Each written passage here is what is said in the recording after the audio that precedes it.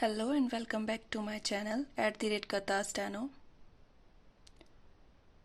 Let's start shorthand transcriptions by Sir Kailash Chandra. Transcription number 4. Be ready.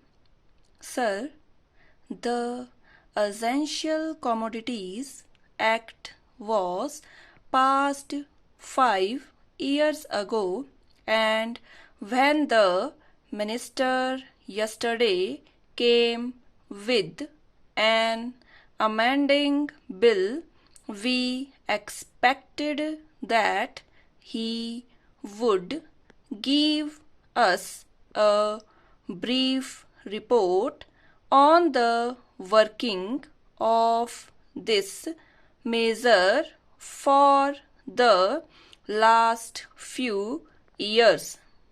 But unfortunately, we are kept in the dark in regard to the exact working of the Act and the nature of the difficulties the minister is facing.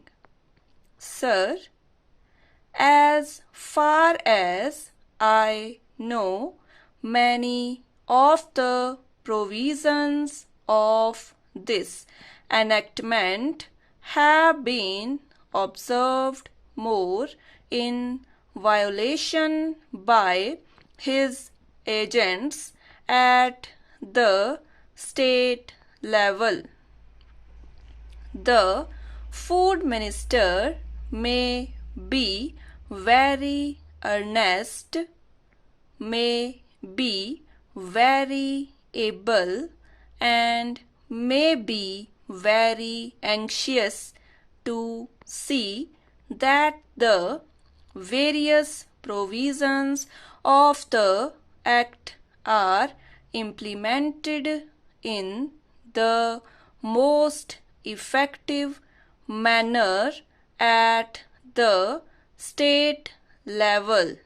But unfortunately, his agents at the state level are not equally enthusiastic or equally anxious to observe the provisions of this enactment.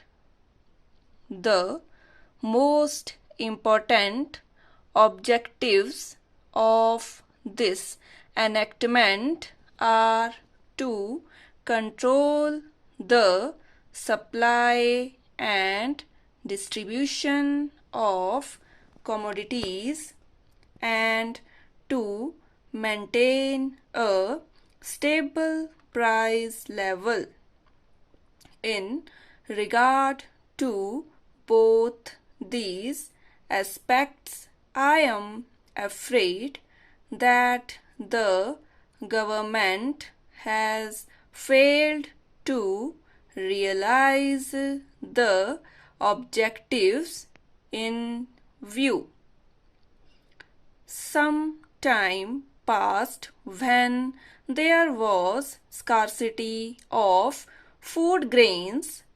Attempts were made to make procurement from certain wholesale merchants and from rice mills.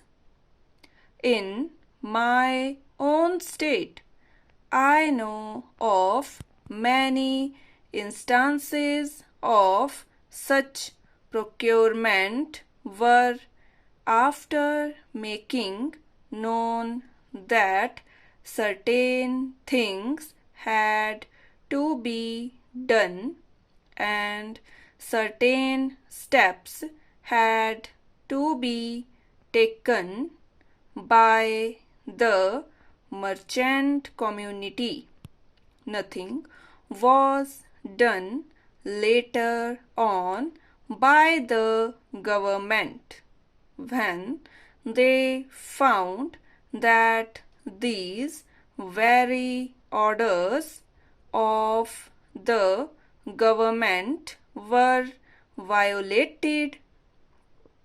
As a result of the violations, there was a consequent rise in the price of food grains in respect of other commodities like iron and steel, paper, etc.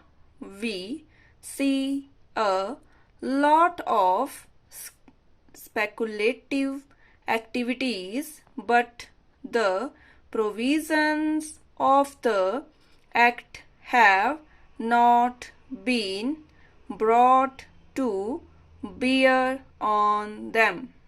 Perhaps no case of prosecution was launched against those people who contravened the various provisions of the Act.